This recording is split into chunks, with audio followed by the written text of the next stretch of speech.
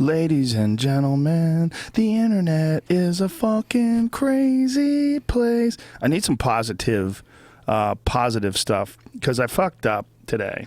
This morning, got up this morning, did my usual stuff, checked my email, handled some business. I was sitting there drinking a little kombucha, and I read my message board. And I read this Planned Parenthood thread. Oh, shit. I'm just tweeting our shit. And I read about, I don't know if you guys know what's going on. The Planned Parenthood they were accused of selling fetuses, and actually not just selling fetuses, but making deals to deliver more intact fetuses and talking about the body parts as line items. And I was like, well, come on, that can't be real. So Call Me Pete is the gentleman who put it up on the website, on the message board.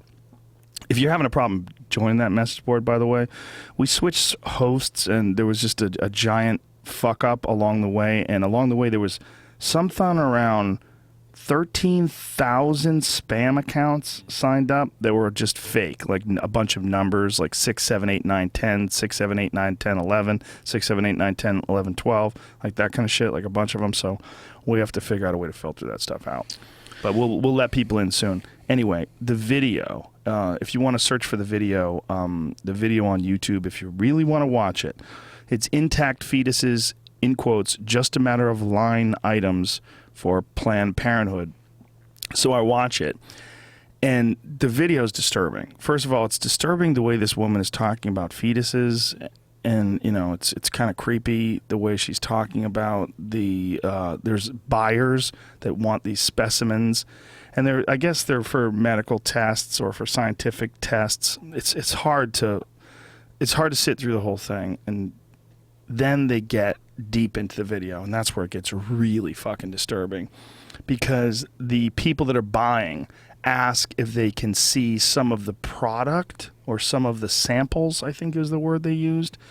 So the woman says, well, from the abortions today, they're all just in like a big pile, and they say, well, it's okay, we just we would like to go see them. So they go to this pile, and they start picking things out with tweezers, including fully intact arms with hands, like a little baby arm that's maybe, an inch and a half long, 2 inches long, with fingers. And, they're talking about it like you would talk about, like, how you grow tomatoes. Like, well, if you get tomatoes that are like 6 weeks old, they look like that. If you get them that are 12 weeks old, you get more parts. Dude, it's fucking really disturbing, because they're pulling these things out with tweezers. Oh, this is a lung. Oh, what is that? Oh, can you see the thalamus? Well, it's hard to tell in this big pile. It's a pile of parts, man. And it first of all, if you've ever had an abortion, or you know someone's had an abortion, you've had a girlfriend, or you personally, you don't think about what exactly is going on there. But when you look at this pile of these parts, you're forced to recognize exactly what it is, and then you're forced to wonder what's going on through the minds of these people that are just talking about them and referring to them in quotes, just a matter of line items. And there's this fucking pile of baby parts that they sucked out of a woman's body, or a bunch of women's bodies. It's disturbing. I remember seeing this video because it was made for a recent bill or something like that in Congress that the anti-abortion people put as a shock video, a scare video, and I thought it was fully debunked. I didn't know that was actual real thing. How was it fully debunked? I guess the video makes it show it's supposed to be one of those like gotcha videos where it's mixing lies with like real stuff that they actually do in the video, and I thought for sure it was debunked, but maybe I was wrong. I didn't really look into it too much, but if you think it was debunked, and you can figure out a way to pull up a link that says it's debunked. What Planned Parenthood hoax really proves: right-wing extremists have no qualms about destroying people's lives. And when does this come out? This came out July 16th. That's salon.com, though, by the way, which is an insanely left-wing site. Is it? Yeah. So let's just Google it just to see. Planned Parenthood video. White House says Planned Parenthood videos are fake. Well, what's fake? Yeah, I don't know. I mean, it's not the real people? Okay. New Planned Parenthood video. Baby parts buyer jokes about shipping severed heads 2 hours ago from the Weekly Standard. This is a new video.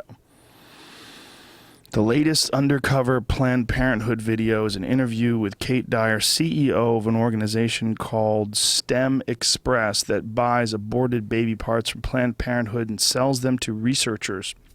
There are no graphic images in this video, but Dyer's comments about shipping the severed intact, I don't know what that word is, calvarium?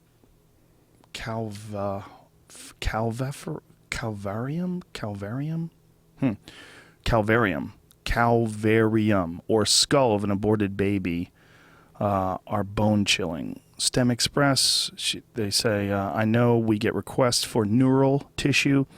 It's the hardest thing in the world to ship. The buyer says, you do it as a whole calvarium. I guess that's the whole head. And STEM Express says, yeah, that's it. Yeah, that's the easiest way.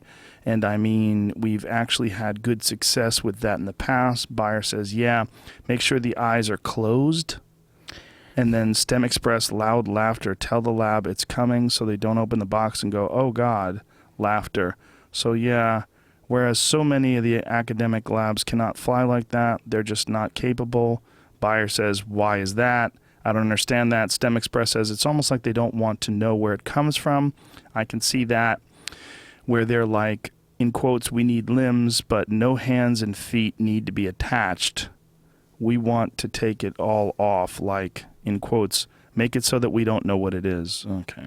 This is, I don't know what is debunked and what's not debunked about that, because it seems like in the conversation, I mean, look, when they're digging through that bag of baby parts, which was the most disturbing part of it, look, if people are going to get abortions, I personally do not have a problem with them taking the aborted fetal tissue and using it for scientific experiments, because the aborted fetal tissue already exists. They're already having abortions. And if abortions are legal, shouldn't there be something done with that aborted fetal tissue that may be beneficial to humanity? Shouldn't there be a way that they can experiment? I mean, it's not like they're asking people to get abortions that would normally have kept the baby and loved them and brought them to adulthood. They're going to have the abortions. So if they are going to have the abortions, is it such a bad thing to use that fetal tissue for scientific experimentation? That's not the disturbing part about it. Disturbing part about it is the visual aspect of seeing the body parts. You shouldn't see that is pretty much yeah. But you know what this article on the Huffington Post is saying is that what they did is they took shocking video of abortions, which is going to be disgusting anyways, and they're saying that Planned Parenthood's making all this money off of selling all the parts to but in what Planned Parenthood is saying is no, we just donate it to scientists and people that want to use it for medical research. So that's not what was going on in the video. In the video, the woman was talking about the amount of money that they would get doing it, and it was thousands of dollars a week. And that's why they're saying that's a hoax, and they're saying that the visuals, what you're watching, wasn't what the audio was. And but wait a minute, that doesn't make any sense because you see the woman say it. The group behind the videos is facing at least 2 lawsuits because it's fake. Wait, is it in HuffPost? HuffPost. Here, let's see here. CNN. It's on CNN. And what is CNN saying? They're saying it's a hoax too? Yeah, there's a company created to go against a left-wing advocacy group called Acorn.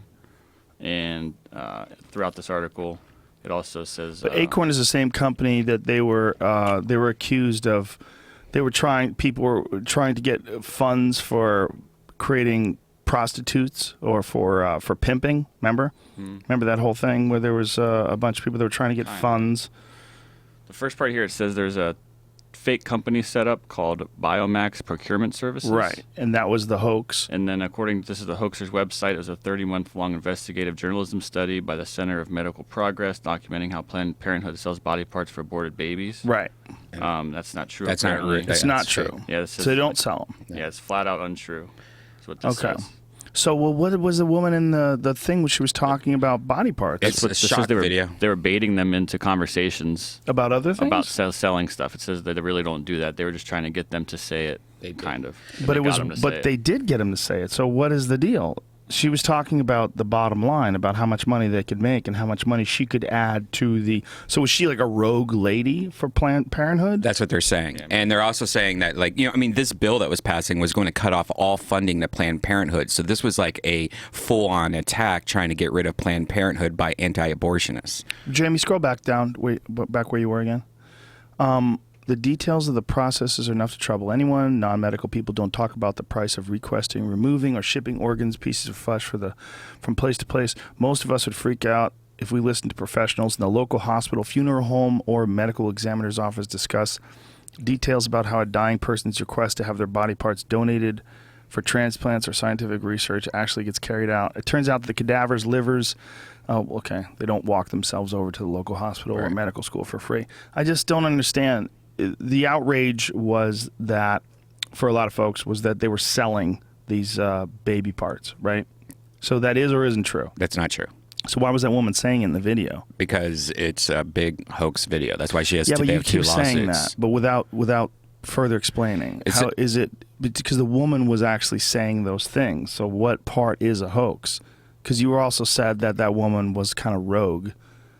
Because she was talking about how much money they could make from it. I'm really confused. Like, what is the hoax? I understand that the people that were making the video weren't really what they were saying they were, right? These people, they set this up and they got inside Planned Parenthood. The way they were going through the body parts, the way they were picking up the body parts and explain, that was all real. I mean, this is 100% real.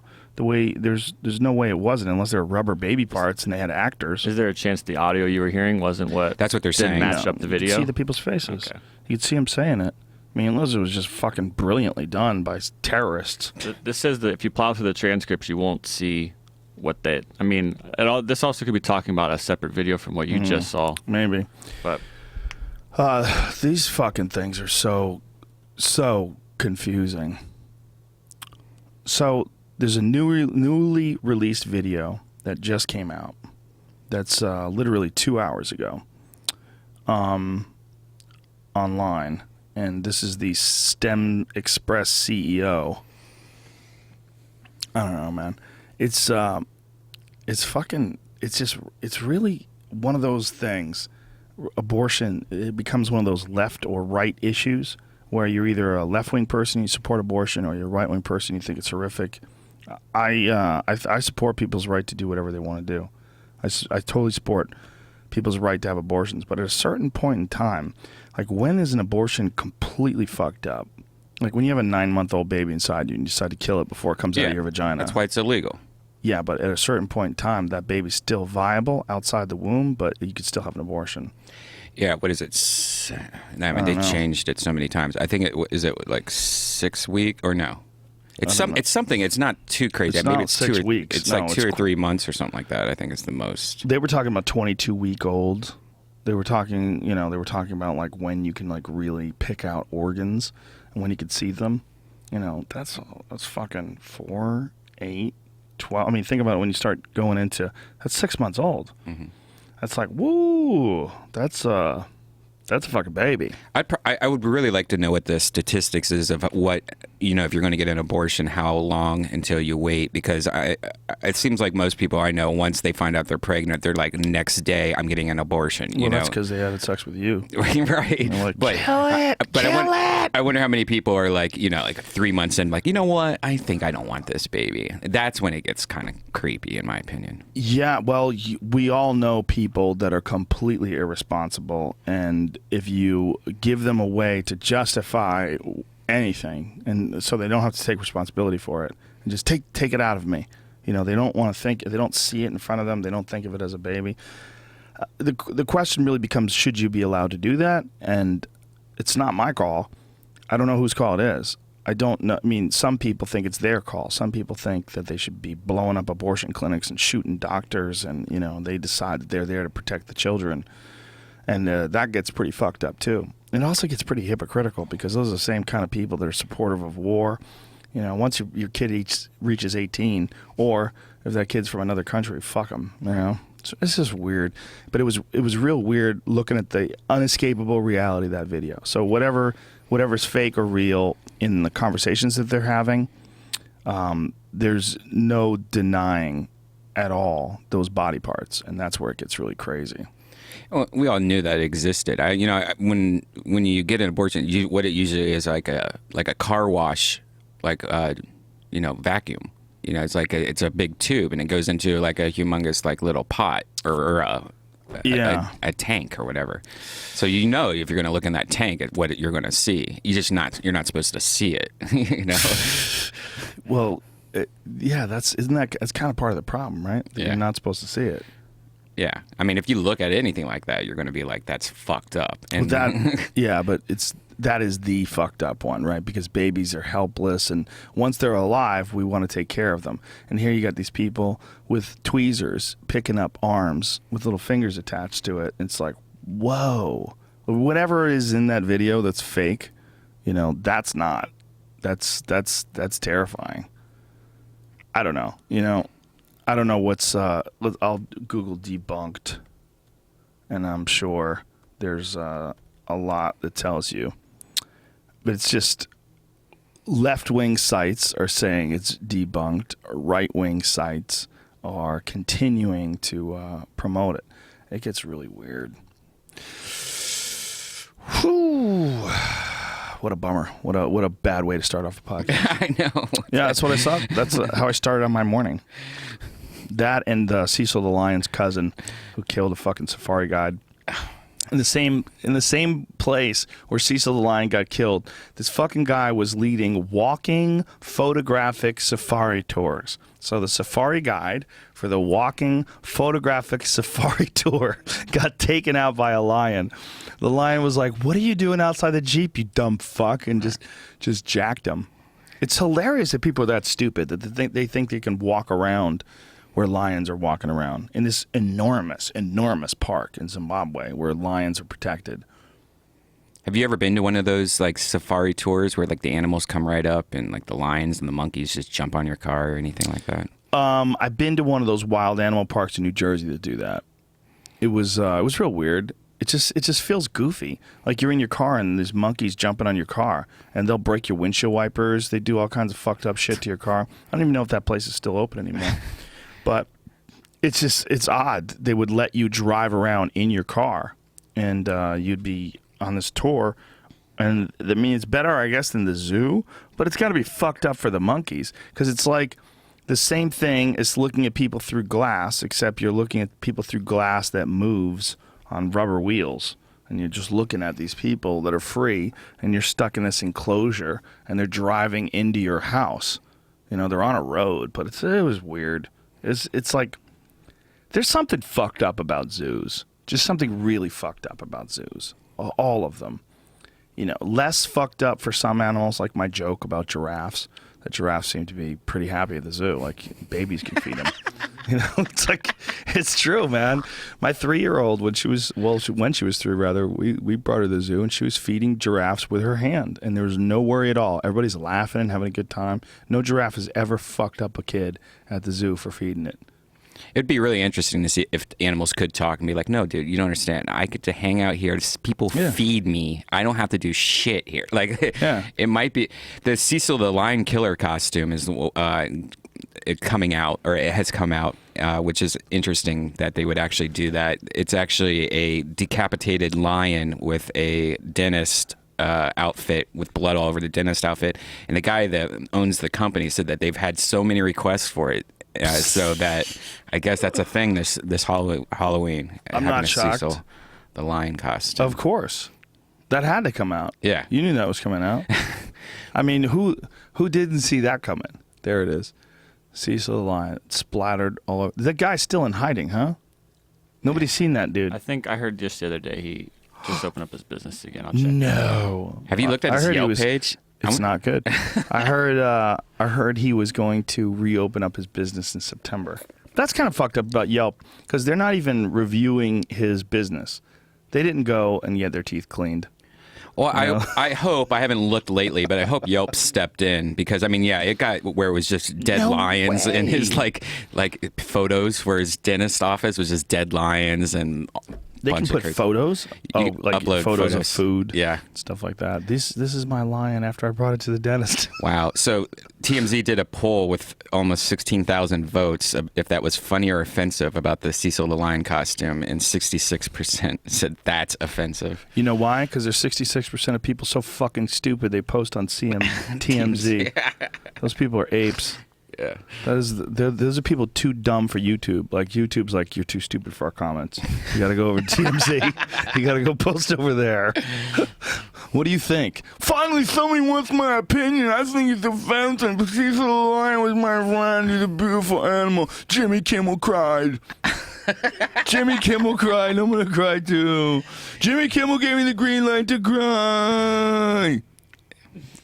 It's pretty sad. Well, it's fucked up. It's fucked up that the only way to save lions is to make them valuable for hunters.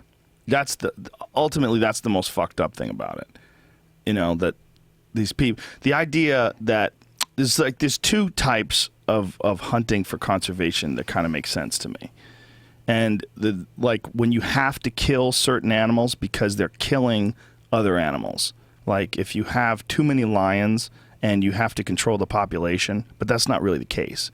Like that kind of hunting for conservation makes sense to me. Or if there's like, a lot of people don't realize that rhino that guy paid a shitload of money to shoot, they were going to kill that rhino anyway. They had to kill that rhino because that rhino was killing other rhinos. And when they do that, they have to, this is like a non-viable male. It's not breeding anymore. And so it was attacking other males and killing them. And it even attacked a female and killed it, they think. So that's an animal they have to kill. So if you get a guy who's willing to pay you a shitload of money to go kill that rhino that you were already going to kill, and then that money goes to conservation, that makes sense. So those are the two cases where hunting for conservation makes sense to me.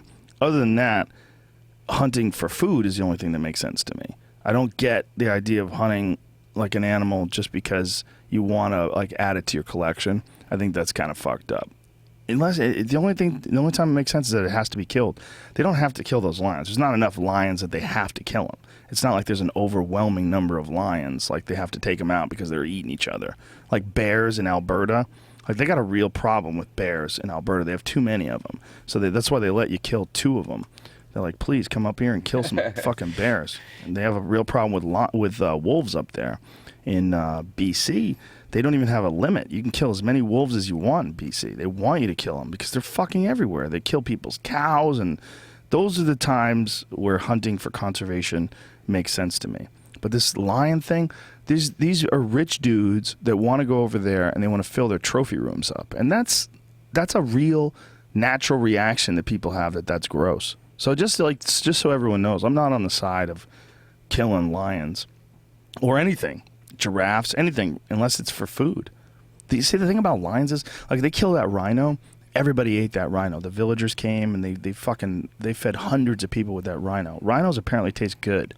Like, rhinos apparently are like beef almost. And that all these people were excited to cut off pieces of that rhino and have protein. Nobody's lining up to eat a lion, you know? Apparently, though, mountain lion tastes good.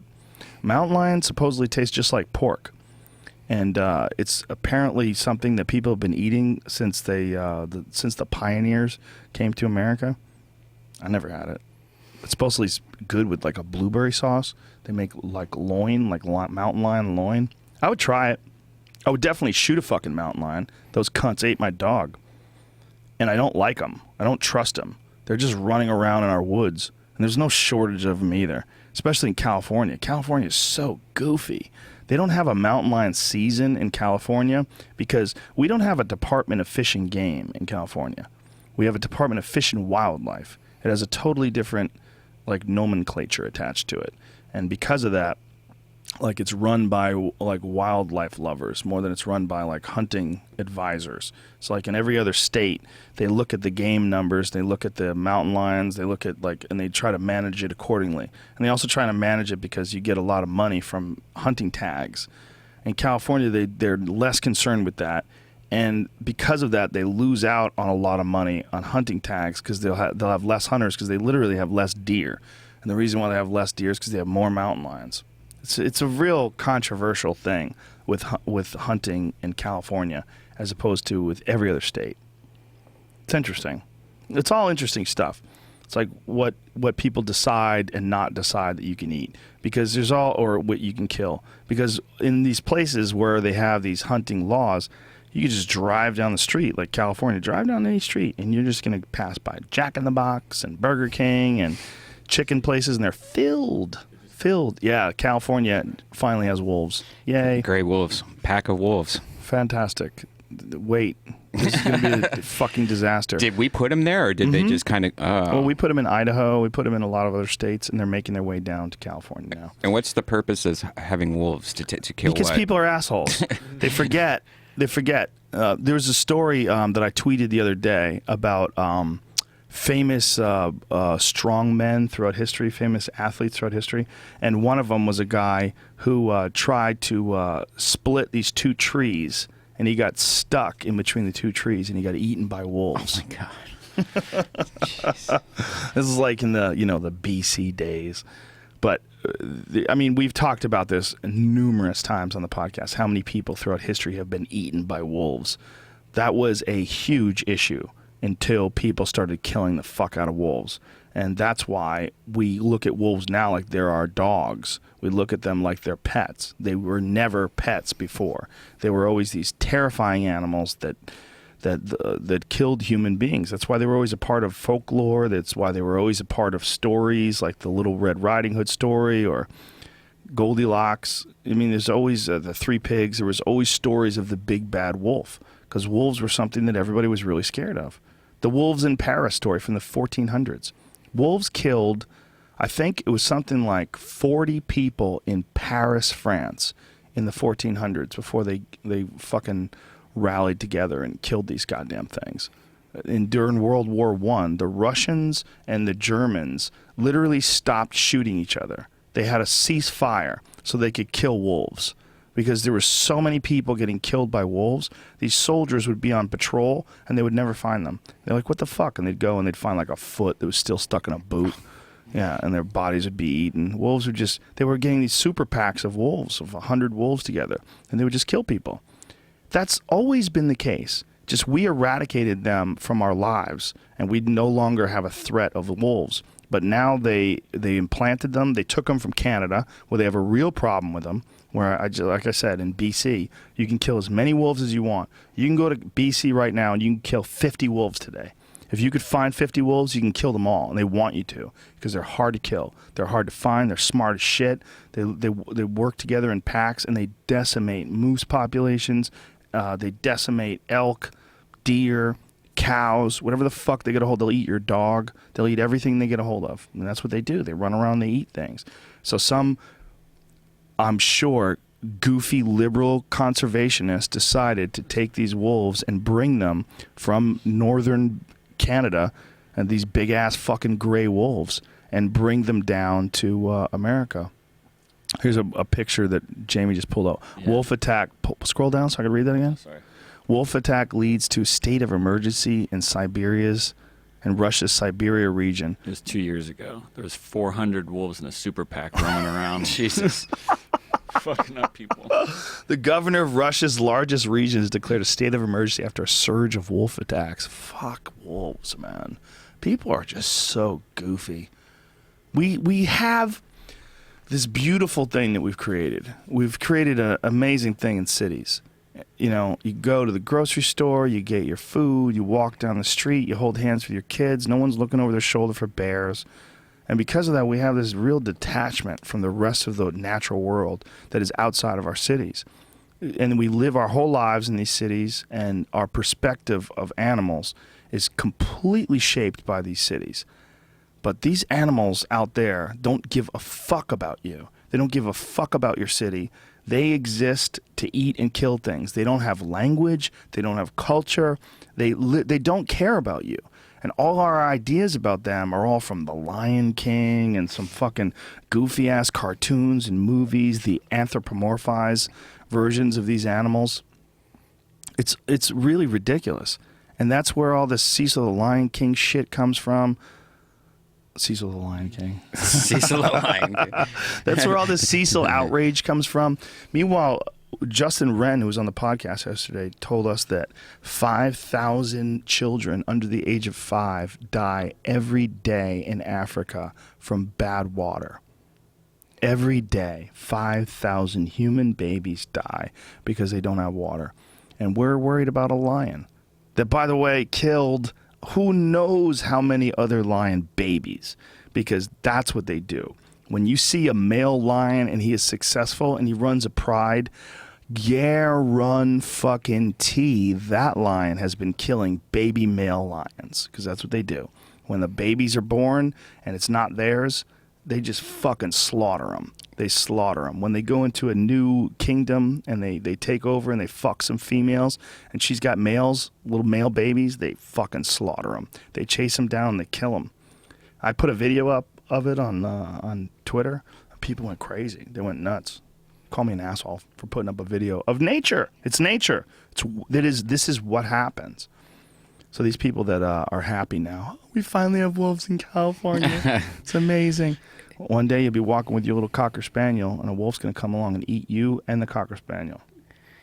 It's been 100 years almost since we've had wolves in California. So I think that's what they're more amazed at. Yeah. But These people are so fucking stupid. Why don't they bring back dinosaurs? We need more dinosaurs. We're going to bring back dinosaurs to Arizona. Arizona was an amazing place when dinosaurs roamed. They used to fly. We're going to have pterodactyls. Launch our first pterodactyl, Governor. Yay. They're going to open up the cage. It's going to swoop right back, kill the governor. Somebody released a funny video where they showed that photo of Steven Spielberg in front of the dinosaur, and they went to people on the street and go, "What do you think about that?" And almost everybody was just like, He's an asshole. I can't believe he did that. He should be held accountable. I guess It was a fake Triceratops. Yeah, right? yeah. I guess Nestle water just got caught from stealing a bunch of natural water, and so a lot of people are protesting Nestle for stealing California water while we're in this huge drought. Come on. Yeah, I guess That's real? Yeah, Nestle pays only $524 to extract 27 million gallons of California drinking water. Come on. There's like 4 companies that get exempt from that water ban. What the And they're one of fuck? them, yeah. And they can sell it? Yeah, the bottled water and alcohol and all What sorts kind of of goofy deals have these assholes made with politicians that they could steal water during a drought and then sell it to us? Yeah. That's insane. For $524, they stole 27 million gallons of water from 12 Springs and Strawberry Canyon for the brand. Oh my God. Isn't that ridiculous? But Well- yeah, we can't wash our car or take over a 5-minute shower. Corporate America, folks. Corporate America.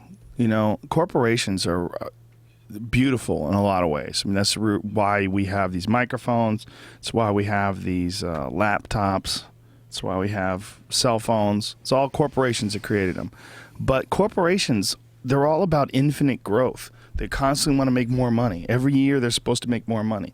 If a corporation makes, X amount of money one year and then the same X amount of money the next year, they're a failure, which is hilarious. That's ridiculous. Like if Apple makes like whatever they make. Let's just make a number. Apple made $4 billion this year, right? If they make $4 billion next year, they failed. You're supposed to make $4 billion plus the new money. It's incredible, man. It says here, the most popular size bottle of Arrowhead is 1 liter, and it retails for 89 cents, putting the potential profit for Nestle in the tens of billions. So they're just making billions of dollars on water that they've taken from us while we're going through a drought. It only costs 89 cents for a 1 liter bottle of water. Why do I feel like it costs more? Because vending machines? Vending machines always like $1.50. Oh, yeah. Right? Vending machines are super overpriced. The whole thing is gross. It's gross. It's gross across the board, and it's also gross that like there's a lot of crops that use this water, and there's a lot of waste involved apparently, and like there have been bills that were passed, like Arnold Schwarzenegger when he was governor said that they had come up with a solution, at least a partial solution, and he was bringing it up to one of the other politicians, and the politician was saying, even though this is an effective solution, I could never bring it before my people. I could never endorse it because my people are the agricultural people. Those are the people that keep me in office. So I'm going to just tell you right now, well, we're just going to create a bunch of red tape and it'll never get passed. And even though it's logical and it makes sense, I'll never support it. And he was like, what the fuck? Like, this is what's wrong with politics. And this is what's wrong when you're dealing with people that are not really the representation. They're not really representatives of people. They're representatives of whoever got them in office. They can pretend to be the representatives of the people. Sort of like late night preachers pretend to be the servants of God. Really, they're just making money. Mm-hmm. You know, they're making money and they're, supposed to give 10%. Yeah. Well, late night preachers, they don't even want 10%. They want everything you got. Right. Ever hear what they tell? One of the funniest things that they have conned people into doing is they figured out a way to tell people, like, I know you don't have any money. I know times is tough, but what you have to understand is you have to have faith in the Lord. Give everything you can. The Lord will give you that back tenfold. Like they tell you if you're broke. So they're going after people who are desperate and broke. And they had all these people that would give these speeches that would talk about what happened to them. And they were saying, well, I was broke and I didn't have any money and times were tough and I was wondering how I was going to take my bills and how I was going to pay for food. But I had this $100 that I was going to use towards my rent. But I said, you know what? I'm giving this $100 to God. And everybody starts cheering and clapping. And then from that, oh, Lord, I got a new job and I got a new car and everything happened. And people are clapping and cheering and music starts playing and they build it up and they're just like making you come. They're like, oh, it's like this stimulation thing that they're doing, and they're actively targeting people so stupid that they really can't do anything about it. Like these people, it's like the right people to rip off because these people are broke, and the reality is most people who are severely broke, they're gonna stay broke. The vast majority, whatever it is, 60, 70, 80%, pick a number, they're gonna stay broke. And so that's the ones that they go after. It's nobody cares. Nobody cares about them. Like you rip certain people off, people get really frustrated and angry. And you rip other people off, and Do you think in the future that's going to be not as big of a problem? Do you think religion's shrinking or growing? I think religion is probably overall shrinking, but stupid people are always going to exist. And so if you call it religion or if you call it a cult or you call it, there's a lot of organizations that don't necessarily have some sort of a deity at the top of their structure, but they're still the same thing. It's one person who is, or one group of people, whether it's Scientology or anything else, one group of people that is offering you a solution for how to live your life. And they have all these guidelines that they have set up, and they want you to contribute, and they want your money. They want your money, and they want your time, and they want you to donate. Like, did you see Going Clear? Have you seen that? Mm-hmm. How fucking scary was that? I think that any kind of cult like that is, I just saw Celebrity Wife Swap. I know this sounds weird, but Corey Feldman and Tommy Davidson were the two people that switched. And they really showed you an inside look of how Corey Feldman treats his Corey Angels, is what he calls them. He's trying to do kind of like a cross between Hugh Hefner and Michael Jackson or something like that. He pretty much has brainwashed these girls to follow anything he says, and it includes like a contract that they have to sign. Okay. Well, you know that Corey was an actor his whole life. Right. And you know he's probably a bullshit artist, and it's most likely that this is a hustle. Hustle, maybe, but I know a girl, let me say this right. I know a girl that knows a girl, and that girl used to be one of his angels. and she left because it was too cult-like, and the things that you had to do once a week, they would have an orgy, and then they would just do drugs, have an orgy, have people over, and then the days after that orgy, you would work out, do yoga, eat healthy, and she said to her friend how it was just like brainwashed girls looking for their chance in Hollywood, and he would be like, "Oh no, you join this and you follow my plan." And anyways, the episode goes really into that, and it's watching them talk and watching how he reacts to the wife swap part of it. It's very interesting. It almost seems to me that like whatever had happened in his past, maybe with Michael Jackson or his childhood, is really affecting him as an adult, because he's very like, he's not making any sense. He's just like, well, he's done a ton of drugs, first of all, right. And I know a guy who was in like a swap situation before with no need to name celebrity. Right. It was the same kind of thing where this guy like let his wife fuck other people and they were all together, and he came out of it. And one of the things that he said to me when he came out of it, he was like, when he told me the story, he goes like, "Listen, man, they're all fucked up. Anybody that's involved in that kind of situation is fucked up. Like, they're all crazy. Like, that's part of what it is. But if you're in Hollywood and you're in like that like wannabe showbiz circle, there's plenty of fucked up people. You could find plenty of people. And if you can come up with some sort of a name for it, Corey's Angels or whatever the hell he calls it, yeah, you could do it. Yeah, well, I mean, but L. Ron Hubbard was a fucking moron. I mean, he was a moron, and his books were terrible. They were terrible. And if you like listen to him talk, he was not a charming guy. He was not articulate. He wasn't brilliant. He wasn't this guy that had this point. Like even like David Koresh, although he's a dipshit, he played stupid songs, or the fucking idiot in Australia that claims he's Jesus. They have a certain amount of confidence and smoothness to them. L. Ron Hubbard didn't have any of that. And meanwhile, Scientology became a gigantic organization. I think for a lot of people, the structure, any sort of structure, is comforting, and they're looking for something. So, like, to get back to the original point, is religion going away? There's going to have to be something big that happens to human beings for religion to go away. And I wonder if that big thing, people would have to be able to clearly see what you know and what you don't know. It would have to be a fundamental change in how we communicate. Because like when someone tells you, I know that if you give that $100, the Lord will pay you back tenfold. If you say that to someone who's stupid, they go, God, he knows the Lord will pay me back. I got to give that money and the Lord is going to pay me back tenfold. You really believe it. But if you could see that, he doesn't really know that.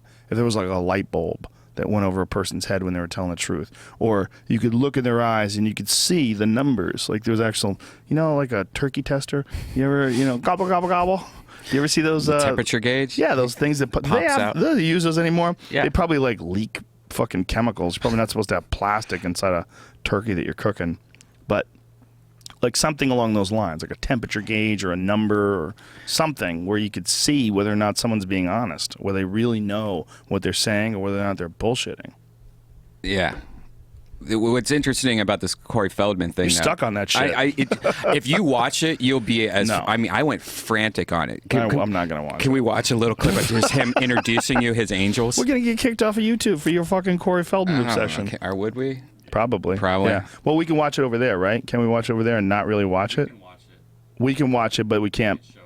Yeah. Can we play volume? Maybe. All right, we'll see what happens. Jamie's got good editing skills. All right, play that bitch over here and freak me out. Go ahead. Firsts in our relationship, so These are the knowing girls? that This is not it. something that I've never This is experienced with it's down him. here. I was like, that girl's hot. How's he getting that? But it's the one right here. Meet Corey Feldman and his angels. The former child actor, scroll down, lives an eccentric and avant-garde lifestyle with his angels. What? Yeah. Avant-garde? What does avant-garde mean? Oh, look at him. I'm Corey Feldman. You probably know me from Lost Boys, Goonies, Stand By Me. I'm the prime of my youth, and I'll only be young one. started acting and singing simultaneously. I've been a singer and musician for several decades now. I am a bit eccentric, a bit avant-garde, but if I was just like everybody else, I wouldn't be on your TV sets. Ooh. I have looks really helped a weird. lot of women with their careers in Hollywood. And then I would realize they went off to be successful, and what did I get out of it? Not much. That's why I developed my company, Corey's Angels. Corey's Angels is a management, production, and development business comprised of beautiful, talented women. Girls sign a contract with us so that when they do succeed, I can get rewards as well for the work that I've put into them.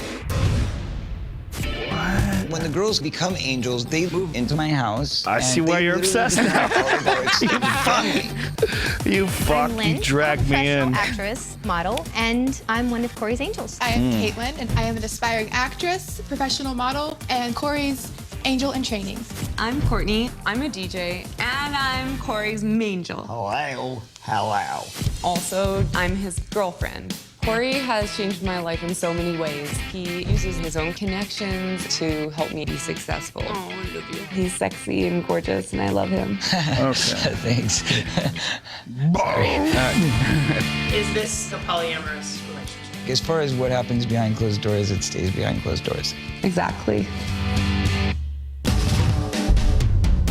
We have a very kind of strict regimen. Rule number 1, we will put them on the angel diet. That means no meat of any kind. I'm a fruitarian, which means that I only eat fruit. Number 2, exercise. I like watching you guys hop. Number 3, we don't allow men on the property unless they're invited guests. That's how you do it. This lifestyle is not for the close-minded or faint of heart. I strive every day to do God's will. So he makes these Whoa. girls wear these slutty outfits. They have to wear like these bra and lingeries. They're not allowed to wear clothes. Hold up, this is on ABC? Yeah. He's on ABC's going desperado, huh? Well, I tell They're you, this. desperate as fuck. Network TV is desperate. Yeah. And what was really sad is that Tommy Davidson was the guy that they swapped with, and he has like a nice family, kids, and so they brought the Angel over to his house, and the Angel's like getting like bachelor parties and naked people in his house in front of his kids. Okay. And Okay. You know that they arranged that. The producers arranged that. he This seemed is pretty all- pissed off. Okay. He just left the house. Of course He's he like, what did. the fuck? Of course. Of course he did. Well, yeah, I'm But sure there's this fake is shit all- to it. This is all 100% fake. 100% arranged. This is all planned out. Corey has a fucking one piece of hair waxed that hangs strategically in does. front of his face. Yeah, I mean, this is a scam. What this is Corey's shot at getting back on TV. And what he's doing is getting those girls with him, and it's working. It's getting them exposure. They're getting on TV. So his plan is to be this guy who's the ringleader. I'm Corey. These are Corey's Angels. This is the hustle. We're going to get on ABC. And he's getting it for them. But whether or not this is all real, He's been doing the Angel thing for a long time. of course, because this is his Yeah. hustle. This is how he's getting. It's like a some pyramid scam. Form, sort of. I mean, this is his entertainment shtick. This is how he's getting some form of attention. He when these girls leave the Angels, he has contracts that he gets a percentage of everything they make from that on. Good luck. You're gonna get $50 from the chick who works at Katana now. What is he gonna make? I mean, if they do get big, they'll have him killed. You know, if one of those girls gets huge, she becomes the next Rihanna or whoever the fuck she is. Please. She'll have that guy killed. Please watch it though. It's on Hulu. It just smoke a joint, watch this. Cut the brakes of his VW bug and push him off a fucking cliff. He's an asshole. Do you have that video of him at the baseball game? He took his God. band. You're obsessed. Wait, Look at you. this is crazy. He took his band and he opened up, or he played at a minor league baseball game, and he just watch it. It's pretty ridiculous. You are fucking obsessed. So Chip, here's this band. By the way, none of these instruments. Somebody told me none of these instruments are actually. They're not actually playing these. Of course instruments. they're not. What do you think they should be real about that? Well, they're authentic with their art. Oh, he's still doing the Michael Jackson thing. Yeah, that's why he has his hair like that. State College Spikes? What does that mean? It's a baseball team. Yeah, It's like a minor league baseball team. People don't know what to do. Look at them. There's only like 20 people in the audience, and they're looking at this like it's a. Look at that one white guy bouncing around. He even stopped. He bounced for a little, and people are like, "What are you doing?" Oh yeah, you're right. What am I doing? Look at this guy with his camera. I'm gonna show my kid. The guy on stage, bottom right, just laughing his ass off at how ridiculous this shit Well, is. look at him with his fucking shiny pants. That guy is so bizarre. And look at the girls. But listen, man, if you're that guy and you have to be the guy that like lets these girls fuck other guys, because otherwise they're gonna get bored with you. You weigh 15 pounds and you're a fucking freak. He doesn't let guys into his. Of course he does, dude. He also They might not go into his house, but they have orgies. They don't just have orgies with him. Okay, other dudes are giving those girls dick, guaranteed. Macaulay Culkin. Look, he threw the hat threw the down. hat at that dude. Jesus. That guy's like, what the fuck? The girl's like, get the hat, get the hat. Get Someone's Corey's gonna hat. toss it back to him here in a second.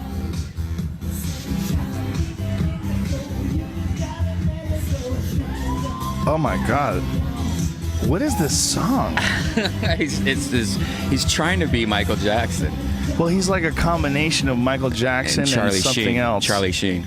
Eddie Vedder. Yeah, Eddie Vedder. He's really weirdly pale, too. Oh, here you go. He's Oh breaking my it God, down he's for dancing. you. He's breaking it down. He can't make eye contact with people because they're all like looking at him like he's a freak. So like he's doing all this crazy dancing and they're not reacting. It's very strange. And he doesn't look at them. He's sort of like looking like at like their knee area. You know what I mean? No, I know what. He did the Michael Jackson thing with the dancing. He threw his hat again. I would steal that fucking hat. I would steal that fucking hat. It's on the ground. Why isn't anybody going for it? Please, These people are someone get it. pussies. Someone go. You had your chance. Look at the oh, He he was got complaining that, tangled up in some cord, and the angel had to rescue him. He's tangled. He's fucking tangled. Look how little the stage is. Yeah, There's that's pretty cords fucked everywhere. up. Is there like a hot air balloon holding those cords up? Why is there cords? There's cords that go straight up into the sky. Why wouldn't he just stay in one place? He was complaining that he got set up on this whole event.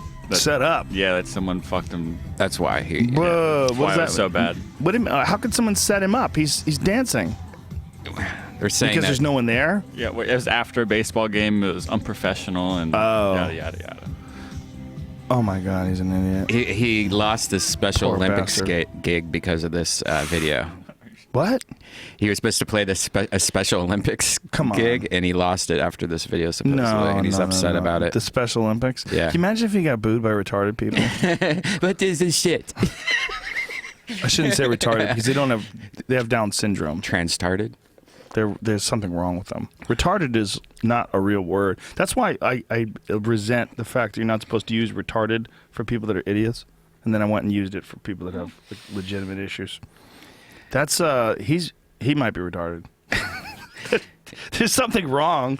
There's something definitely wrong. But it's also like there's that thing that happens when you become like a Gary Coleman or like someone who's a personal. You're a punchline, and you're kind of on the outside like that, where they get real freaky. They get desperado, and it all becomes one attempt after the next to try to get attention. You know, you see it a lot from reality stars that like their 15 minutes ends and then they start scrambling to try to like do new stunts and new different things. Do you remember that kid was on the Real World? His name was Puck. Puck. Yeah, is he dead? No, I saw him on Sunset like maybe a year ago. I saw him on Okay, Sunset. how does a guy like that feed himself? How does that work? He looked You like know? he wasn't. But what does a guy like that do for a gig? For a while, I bet he made money. I mean, he was around 20 years ago, though, but he probably made money on appearances for like 10 years, just being Puck. We still know his name. I guess. I pulled it out of the back of my ass. But the reason why I know it is because he was that guy that was like always doing exaggerated things and always being ridiculous to try to get attention. But it's a lot of those fucking people, man. I mean, that's like what the reality show world sort of creates and produces. It looks like Puck was in prison. Yeah, He's he was now saying an that. ex-con. He's now living as a makeup artist who sounds like he hates women. He was That's in what prison with TMZ OJ. says. He was with OJ in prison for 2 years. He was? Yeah. With OJ? Wow. He was in for stalking. Oh, my God. Jesus Christ. He was in fucking jail for stalking? Yeah. Wow. Okay. Poor bastard.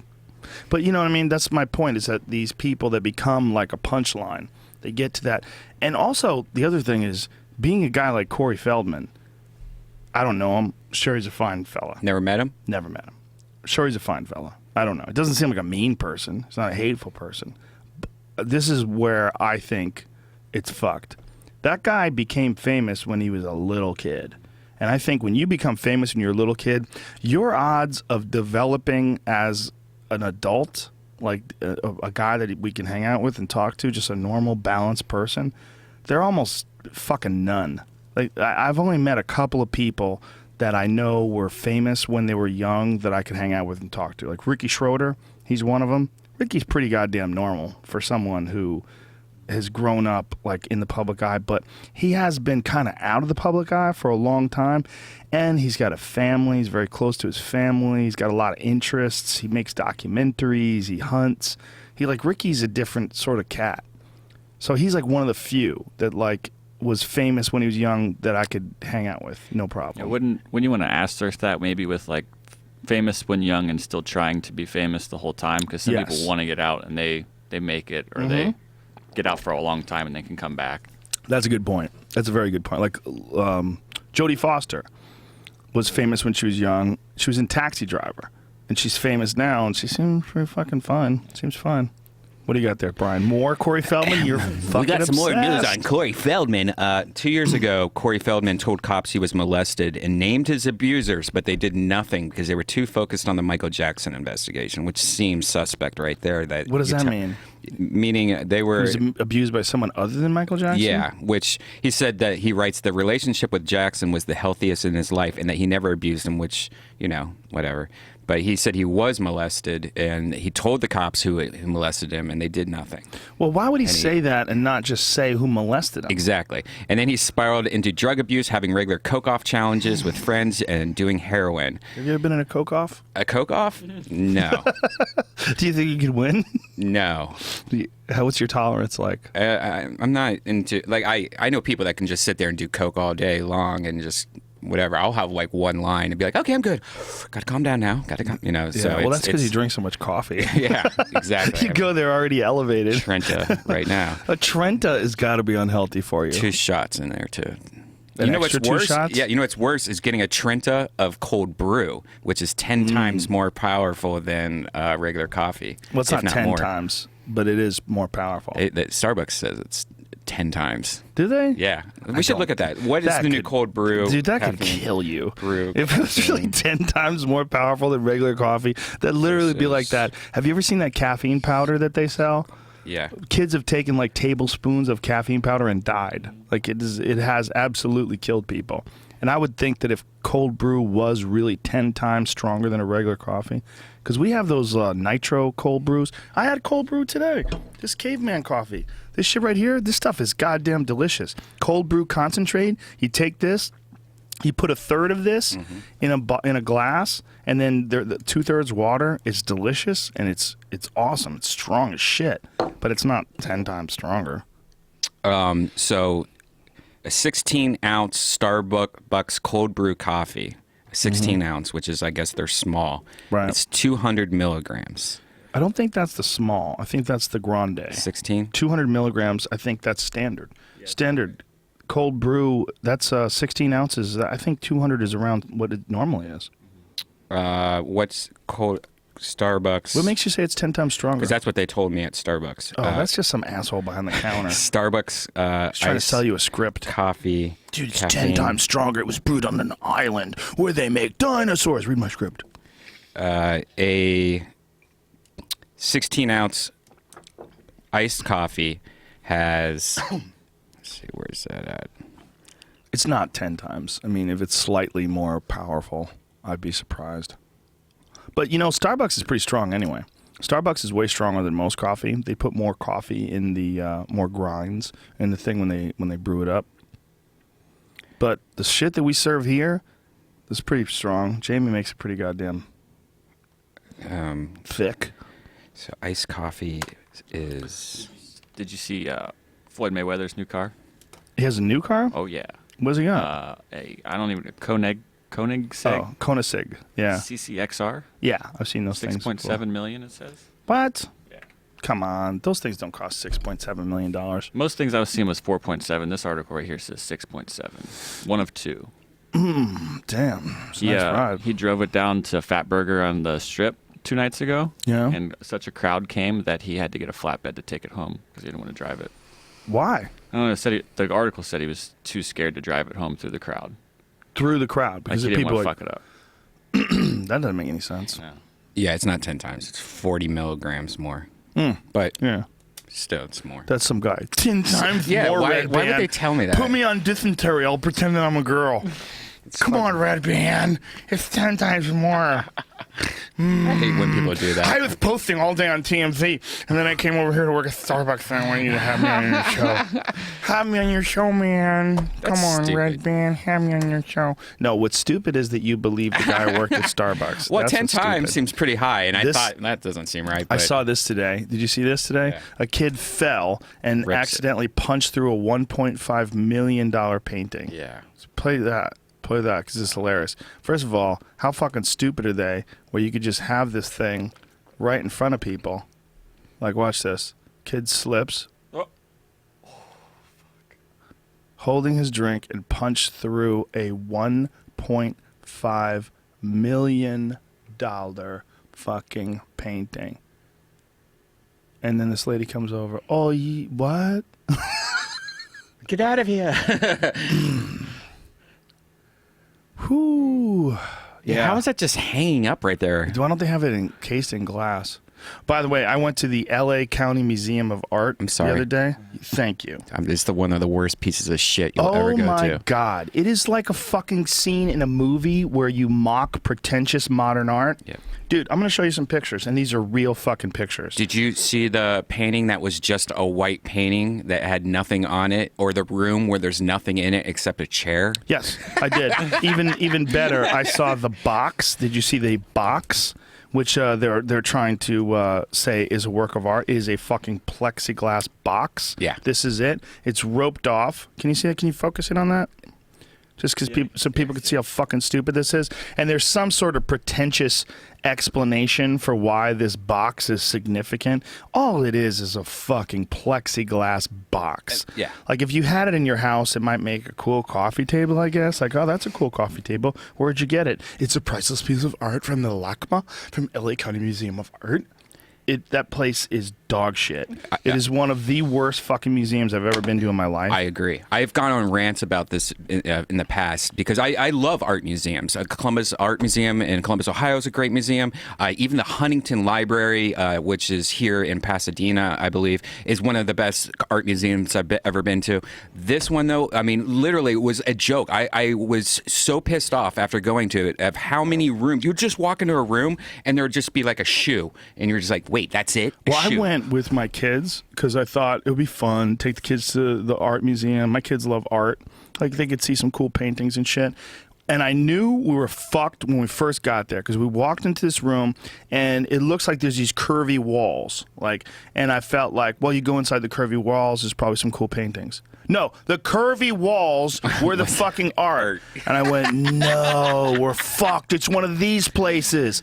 And there was all these like super pretentious people that were like, please don't touch that. Please don't touch that. There, everywhere you go, they're like, don't touch, don't touch, don't touch. And one guy, I had my 5-year-old on my shoulders.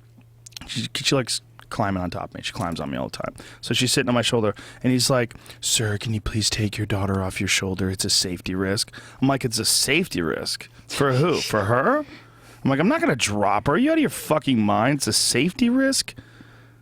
I highly recommend taking them to the Huntington Library. It's a cool place where they have gardens. They have like, I don't know how many gardens, like 10 different gardens. I've been, yeah, it's cool. Each garden is like a different, like, Yeah, oh, it's I'm in dope. Japan now. It's But they dope. also have one of the best art collections ever, including like the Blue Boy and a bunch of really famous paintings where you're like, oh, that's interesting. That's Right. the original Abraham Lincoln painting or whatever it is. The LACMA is it also, what is that, a rock that they have there? Yeah, that's one of their things. I wanna From the back, it's just a big rock. fucking hit somebody. God damn it. They had, not only that, I paid and I didn't have to pay because I'm a resident of LA County. You get in for free. But I said, you know what? I want to contribute. So I paid. And then then they had fucking jazz, which is my other least favorite thing. They had that and jazz together. It's like super pretentious meets uber pretentious. And they collide in a fucking shitstorm of hipsters. Oh my God, it was so gross. Then on top of it, like they have all these art books for sale, and we're like, well, maybe they have some cool art books. And this fucking shithead with his rolled cuff jeans, like, please be careful, that's a delicate book. I go, no, it's not a delicate book, it's a book. It's just a book, you fuck. It's all it is a book. It's made out of paper, like regular paper, like a regular book. You fucking clown. That was one of the biggest disappointments in my life because I was looking forward to it so much. I wasn't being rough with the book. I wasn't even touching the book. My 7-year-old was. But she was just gently leafing through the pages of the book. She wasn't doing anything rough. Assholes. And county-funded assholes. Yeah. That's the gross thing, is that tax dollars go to support this. They have one exhibit that's all junk. It's called junk. That's like part of the name of the exhibit. And you go there, it's like bottle caps that are glued to like a cork board. Like, you fucks. You motherfuckers. You put this on a frame and hung it on the wall, and you actually are charging people to see this? Dog shit. I mean, just total dog shit. And what a waste of valuable space in Los Angeles. I mean, there's rooms like 10 times bigger than my house where it's just a light bulb. They should just let homeless people move in. Yeah. They really should. That should be the new museum, is the homeless people shit collection.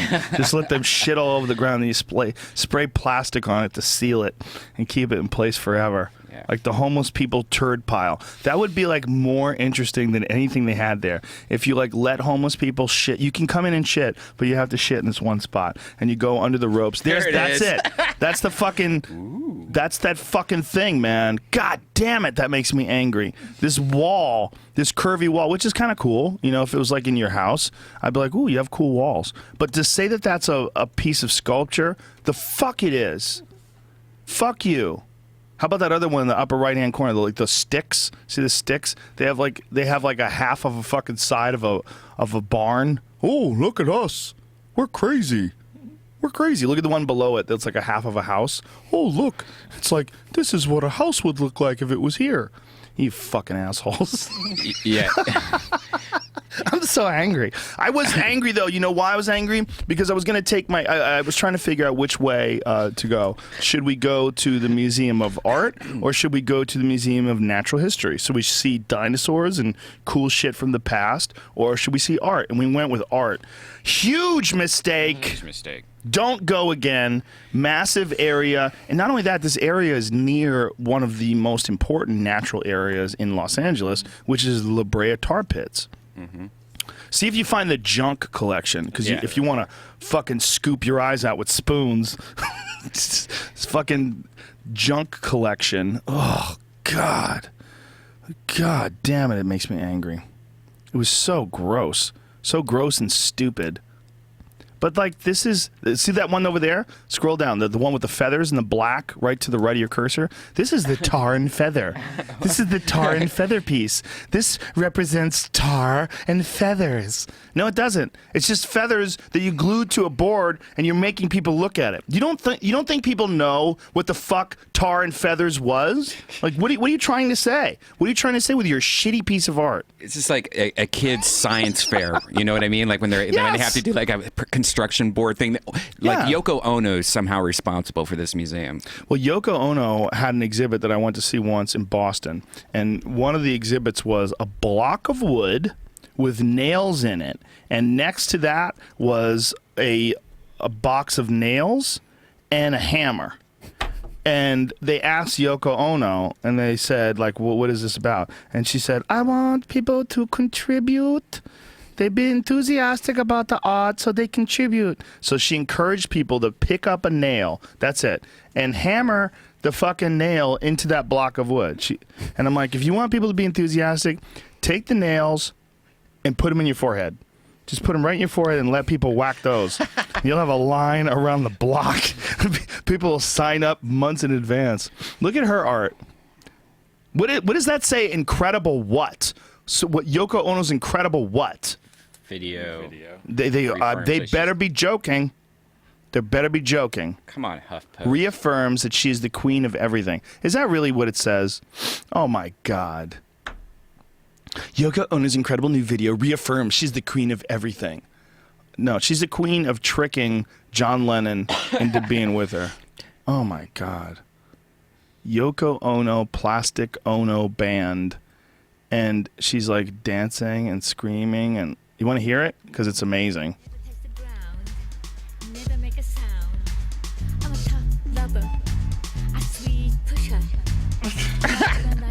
Oh no, what's he doing? Yeah, what's that dude from Questlove is there. Why did you do it, Quest? Get out of there, Quest. I'm a bad dancer with no regrets. Fuck. And we got interrupted by a pop-up for HuffPost newsletter. No, I don't want your newsletter. No! No. So, see that Ted Cruz guy over there? I know someone who's having Ted Cruz come over their house for a fundraiser because they're a big supporter of Israel. And we're invited to go. I'm trying to figure out if I should go. Some people are saying I should go just for the material. But I'm like, no, I'm just going to get angry. I don't want to get angry. Have you ever heard that guy talk? He's Ted Cruz. Why don't you? That's a good question. Why don't you Google Ted Cruz is a dummy and then find whatever videos they have? He's like Sarah Palin if he was a guy with a head injury. If Sarah Palin was a guy and he got hit in the head, he's not really running for president. I agree with that. Let's listen to him talk. He's just so fucking stupid. He wasn't even born in America, so I don't know how he's going to be a president. He's born in Canadian land. And they would never have him. Listen to him talk. It's just such and to coddle and appease our enemies. And so Putin, you better believe Putin sees in Benghazi 4 Americans are murdered and nothing happens. There's no retribution. You better believe that Putin sees that in Syria, Obama draws a red line and ignores the red line. Now, why First of all, stop right there. Sounds like a gay man to me. Mm-hmm. Is that a gay man? That does not sound. I mean, not to stereotype. Too late. But there's a reason why we have this stereotypical gay voice. There's a reason. Why is that reason, Brian? Getting fucked in the ass so much it makes your voice go higher. No, because that's what they talk like. Okay, listen. If I talk to you like this, what am I? What do I sound like, Brian? What do I sound like, Brian? A large black man, right? A large black man. A confident, large black man who's threatening. Why? We recognize that. These exist in nature, right? Okay, here's one. What is that? It's a bird. Pterodactyl. Okay? No, pterodactyl's like... But you know what I'm saying? Like there's sounds that things make and you go, oh, I know what that is. My fucking gaydar says that's a gay man. Sure. Listen to him talk one more time, please. First of all, I love gay people. There's nothing wrong with gay people. And not all gay people talk like this. We've had gay people in the podcast, like Josh Zepps. You would never know. Looking at him or hearing him talk that he's gay. Obviously, he's gay. Talks about being gay. Unless it's a smokescreen. This man says he's not gay. Said we will repeal every single word of Obamacare. Look at those people. Old people are clapping. You know why the old people are clapping? They don't know any better. Parties is their top priority is preserving their own hide. And if enough congressional Democrats realize they either stand with Obamacare and lose, or they listen to the American people and have a chance at staying in office, that's the one scenario we could do it in 2015. If not, We'll do it in 27. Okay, cut right there. That is a guy who's barely keeping it together. He can't wait till that interview is over so he could run out of there and throw a dress on and put some makeup on and some women's shoes and just rip his underwear apart and just take it from behind. There's not a doubt in my mind that that guy can't wait until that interview is over for him to be himself. He's barely holding it back like a dam. Like a creaky wooden dam holding back the river of his gayness, a powerful glacial river of gayness. Yeah. Am I right or am I right? I fucking challenge anybody to argue with me that that's not an effeminate man. A very strongly effeminate man, which, again, there's nothing wrong with that. I don't know the guy, but he seemed kind of gay. I would like a gay president. I would love a gay president. I think we could use it. We could use a gay president. We've had a black one. I think gay before woman. Lesbian? Strong gay man. Strong gay man. Lesbian one, sure, as long as she doesn't hate men. As long as it's not one that had a rough experience with men. A lot of men are dicks to women, man. I don't want that. You don't want anybody with prejudices. You know, you're not responsible for all the men that have been dicks to that woman. What lesbians do you know that you think could be a fine leader, other than Hillary Clinton? She gay? Or asexual? She is married. I don't know. Good call. So's Ted Cruz. Melissa Etheridge. That's a good call. I'd say Melissa Etheridge, but Melissa Etheridge thinks, and love her to death, but she also thinks that if she's on a plane, everyone in the plane doesn't have to worry because she will not be in a plane that crashes because she creates her own reality. But that's true. You think that's true? Yeah. It's her simulation. Well, there's no evidence to the contrary. It's like when we had Bert on, and Bert was talking about how he doesn't believe that you die. He goes, prove you die. I don't think you do die. Prove you die. I was like, you got a good point. Can't really prove it, right? I mean, you know that people have died in your life, and you know that things do die. If you've ever seen a person die or seen a thing die, things die. But do you die? Or no, who knows? Who knows if this is even real? If you're listening to my voice, you have no idea if you die. You really don't. As far as you know, I am a figment of your imagination. You have created this entire reality. Everything from streetlights to fucking clouds. Everything is all a part of your absolutely spectacular and vivid imagination. Every experience that you have, every sensory experience that you've taken in your entire life may in fact be a part of your brain trying to make sense of your imagination. And then there's Ted Cruz. He's just dreaming about dicks.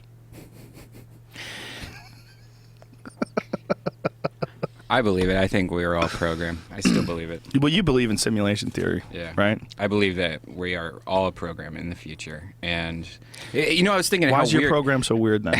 Because I'm stoned somewhere in 2,000 years from now. But I was thinking how weird it is that we never... No one is born and remembers anything, you know, the first couple years usually, like at least 1 year. You know, like you're kind of just born and then you're slowly diluted into being, hey, I'm a live person, you know? And there's like this whole gray area where you just kind of, at the beginning that you're just kind of like, I guess Well, there's a guy who has a theory about that, which is pretty fascinating. I forget the gentleman's name, but what he said was that you are not really thinking, like thinking as we know it does not exist until you learn language. And that until then, all you're doing is like having sensations and reactions to them, but you don't have reference.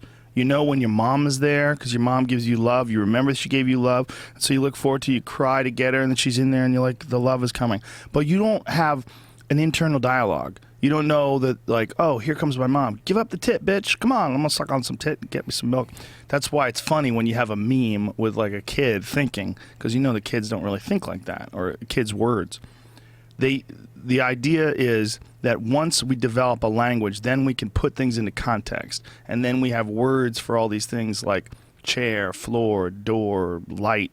And we have this thing in our head like, man, someone shut that fucking door. I'm tired of seeing that light come through. And then you have that in your head. If they would just shut that door, then the fucking light wouldn't come through. God, I got to get up in the morning. And then you have this internal dialogue. And once that internal dialogue comes on, you know, talking about anything else that you have a a point of reference for or a word for, then you're really thinking. So what a kid is doing is like experiencing a bunch of things, but not thinking about it. They're not like recalling, like they see it again, they'll be scared. Like if the dog barked, the dog freaked you out, and you see the dog again, the sound's coming. But do you have this, this fucking dog is going to start barking again. Somebody shut him up, that freaks me out. They don't have that internal dialogue. So that's why they don't remember anything. That's why from the time where you're like a baby and you're newborn, what you really start remembering is once you hit like 5, 6, 7, once you have language and words, once you have words that you can recall, and once you have things that you can bring up again. Like my daughter will bring up stuff that happened to her when she was like 3 or 4. You know, she's like, remember that time we saw that thing? And I'm like, yeah, that was pretty cool, right? Like, yeah, that was cool. Like, and she's 5, and she'll talk about something that happened a year ago. But it's because a year ago she had language. You know, she could talk a year ago. But like, she doesn't bring up some shit that happened when she was 1. Yeah. She doesn't remember it. So late-term abortions till about 2 or 3. I think 1. Some kids talk. Well, my daughter, the first daughter, was talking really good at 1. It's weird. Like some of them start speaking really young. Some of them they speak later, and it's an interesting thing. Like when is someone officially thinking? I think it's like the idea is that at 48 days after conception, the soul enters the body. It was like the Eastern mysticism view or some ancient view of like when a fetus is viable, when it becomes a person. That 48 days, and up until then, it was just a bundle of soul or a bundle of cells. It takes 48 days to install the operating system. Something's happening. You know, you're accumulating so many different. You know, your brain is growing. You're accumulating senses. You're accumulating your ability to perceive. Your eyes are growing. They're developing. Your sensations are growing and developing. It's really weird, man. I had a dream about a girl that I haven't thought about in a long time. I wake up and all I did for the rest of the day is like, oh, well, what's she doing now? Well, I should talk to her. And then I texted her. And I'm thinking, how interesting is it that something that I had no control of while I was dreaming was making me do stuff when I was awake. And I was thinking how interesting that, you know, the whole shutting off when you go to bed and you're dead, and when you're sleeping, you don't know what's going on. But having that world affect your awake world. Why don't you say world? World. Why? What is it? Why do you insist on thing. doing it? No, it's not. No, it's not. No, Jamie says world too. Anything retarded that Brian does, it's an Ohio thing. You say my weird. block You of say Ohio weird. where the gas leak occurred. I might, but Say 1,000th. 1,000th. Everybody says 1,000th. There's a TH on the end. You have to say it that way. 1,000th. It is weird, though, to answer your question, that when you dream, you can dream about somebody, and then when you're awake, you can think about that person. And I literally woke up and was like, man, I need to find out what's this girl's doing. Like, it was almost not. I was like being told to do something almost. And it was just because of interest for me, but it was something I had no control of. I didn't want to think of this girl, and, but that's just like an example of something that's happened recently. But there's what other things, though, that you dream about and you don't even realize you had a dream about, but during the day you're like, I'm going to buy some new shoes. And you're like, wait. But you dreamt about shoes the night before. You might not even remember, but you dreamt about red shoes. You just like shoes. Yeah. It doesn't have to be connected with your dream. That's a terrible reference. Well, you know what I'm saying now. I know what you're saying about the girl.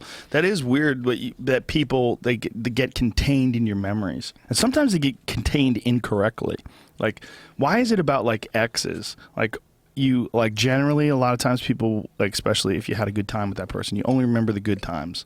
And then you get with them again, like you haven't seen them in forever, and you start talking to them, and you go, oh, I forgot, you're fucking negative.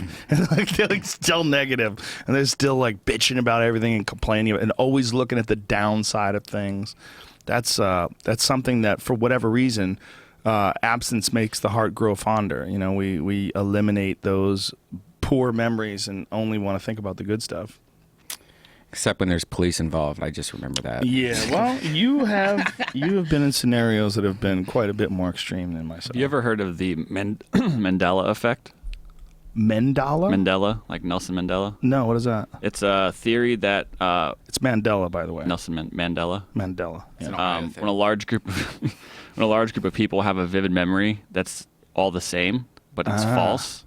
Like there's a large group of people that had a memory of Nelson Mandela dying in prison, but he obviously didn't die. Is that like the Berenstein's That's bear? exactly where I was Berenstain. going with that. Like, it's come back around. I know it's been talked about before, Again? but it's come back around recently. Yeah, now they're saying that we live in they don't- parallel worlds and stuff. Yeah, All like- it is the Shel Silverstein. I mean, I explained it last time. You know, Shel Silverstein came out the same time as Berenstein, and everyone thought, or Berenstain, and everyone just put the two together thinking it was Yeah. the same Steen, and we just. It's just a memory, especially for a word that's an odd word. Berenstain is odd, but Berenstein is pretty common. Yeah, There's it's deep super Reddit Jewish. posts about it now, and there's a top theory is that someone's gone back in time and changed. Exactly. It's Shel Silverstein. Dude, people waste so much time. Some fucking dude was tweeting me yesterday about the flat Earth. I looked up that video. Oh my God, this guy. This is. I don't normally do this, but I couldn't help it. In this guy tweets me. I was wary at first, but Eric Dubé has some compelling arguments supporting flat Earth that can't be explained. So I tweet back in all caps. No, he doesn't. And then he tweets me. Have you extensively looked into his research? First of all, if you're a fucking guy that's making YouTube videos about the Earth being flat, that shit isn't research. It's just not. It's not. You're not a scientist. You're not wearing a lab coat. You don't work for a major university. Just because you're some fucking jack off alone in your room obsessing about nonsense, that's not research. That said, so have you extensively looked into his research? There's definitely some fuckery going on with most of the ISS footage. So which I wrote back in all caps, no, he doesn't. No, it isn't. Or no, there isn't. No, there isn't. No, there isn't any fuckery. And then I step back and just watch the comments. The comments are amazing. They're so fucking amazing. People actually arguing for the flat Earth. People arguing against the flat. You know who one of them is? My buddy Max Eberly. How'd you know? I saw it. Did you see it or did you Yeah, guess? I see it. I follow him on Facebook. I couldn't believe it. I saw my friend Justin texted me about it. He goes, dude, I shit you not. Max is arguing that the Earth is flat. Yeah. I go, no! Max is nuts. He's so nuts. And the Earth picture thing, too. The Earth picture thing? The same thing Eddie was talking about the other day about where are all the pictures from Earth Oh, from Christ. space. Oh, God. Hurts. It hurts. It hurts. It hurts. Do they not know that snipers actually have to take into account the curvature of the Earth when they're shooting people? Because the bullets will drop. Like, there's a curvature of the Earth. Like, you have to... That's a part of the calculation when you're trying to shoot somebody. Fuckers. Like, God damn it. There's shit to think about, But the and then horizon's there's flat, that. man. Yeah, man. Well, people love to fucking get worked up about nonsense. You know, like, I posted about fucking Cecil the I posted today about the fucking lion that killed the guy on the photographic safari thing. So I put this on Facebook. I go, a lion killed a safari guide in the same park where Cecil was killed. The safari guy had a name and was loved by the locals. The lion was not, in all caps, authorized to kill that person. I hope the other lions do the right thing and protest. I'm just fucking around. And then I step back and watch the goddamn fights that are going on in the comments section where people, first of all, are thinking I'm an asshole because I'm serious. Joe, you're smarter than that. You should know. First of all, it reached 1.8 million people in the 2 hours we've been doing this podcast. How the fuck that happened? But, Joe, you're smart. We talked in person before. Lions are designed to kill. They have lion brains. Will you shut the fuck up, stupid? You trying to sound smart? You think I really think that lion shouldn't have killed that? I am glad. Let me tell you this right now. If there's a guy that's on a fucking photographic safari and the lion takes him out, I'm glad. You know why?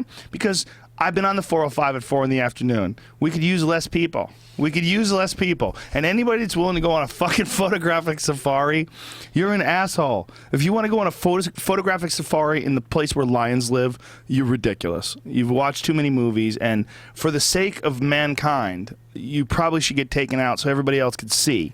Oh, okay, they're just lions. These aren't lions that are in a movie. These aren't lions from a book. These aren't lions from a cartoon. They're giant cats. Big fucking cats. I got a little cat at home. And I take little things, I crumple up a little piece of paper, and I throw them across the floor. She chases them, dives on them, and puts them in her mouth. And she's a fluff ball. She's a cat. These are 600-pound cats that regularly kill shit. All day they kill things. They're hardwired to kill anything that's limping, anything that's weak, anything that's in front of them, including some stupid fuck with a camera. Walking. You should be in an Iron Man suit and you should be armed to the dick. That's what you should be. If you're gonna walk around where lions are, it should be you should be like mocking them. You should be in one of those, not the regular Iron Man suit, but the big one where the dude's inside of it. The big fucking gray one that they had. The Hulk killer. Yeah, the Hulk killer Iron Man suit. That's what you should be in. Did you see Fantastic Four? Of course I didn't. I'm not seeing anything when they have kids. Yeah. They redo it, and now there's like a young black kid that's the Flame. Stop with your diversity. Annie. Okay, I saw the fucking comic book. You know, Blade was black. The Flame was not black. You're making him black. I know what you're doing. Okay? Stop. It's like Annie. Black Annie. Black Annie. Just make a new one, man. I'm not against black superheroes. Make a new one. But when you say the Superman's black, I'm like, come on. Come on.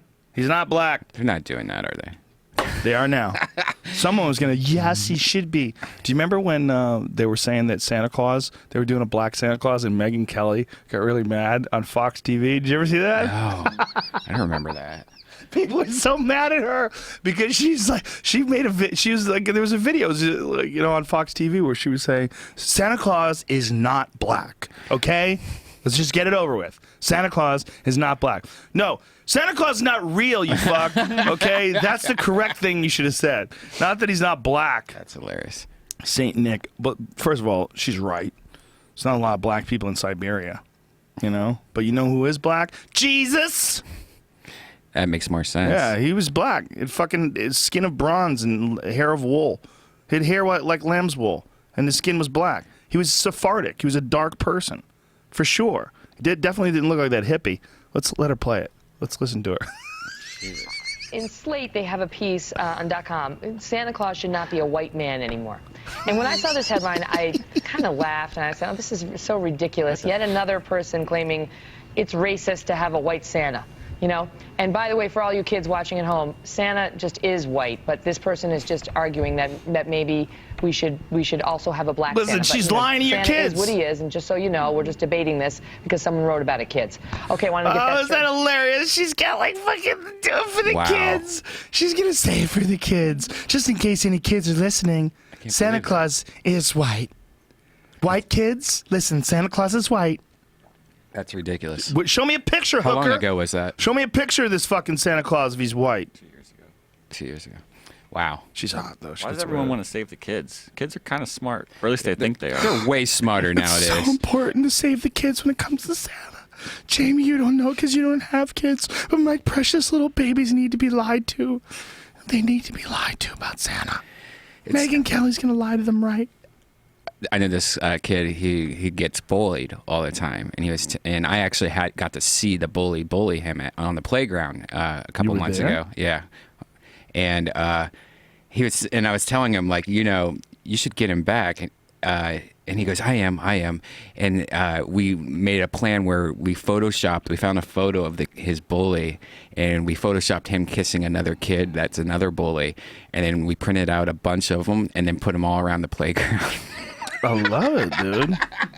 That's beautiful. Right, but it's so cool nowadays with like these kids. Like he was like when I was 11, I never thought about doing crazy things like that to get back the boy. I just hid or something like that. But nowadays, kids are so advanced that even when dealing with bullies, they're using technology. I love it. They got to be careful though that kid doesn't find out who did it and beat the shit out of him. You know, the problem with yeah, man. But fucking, why is it a natural instinct for people to do that to little kids?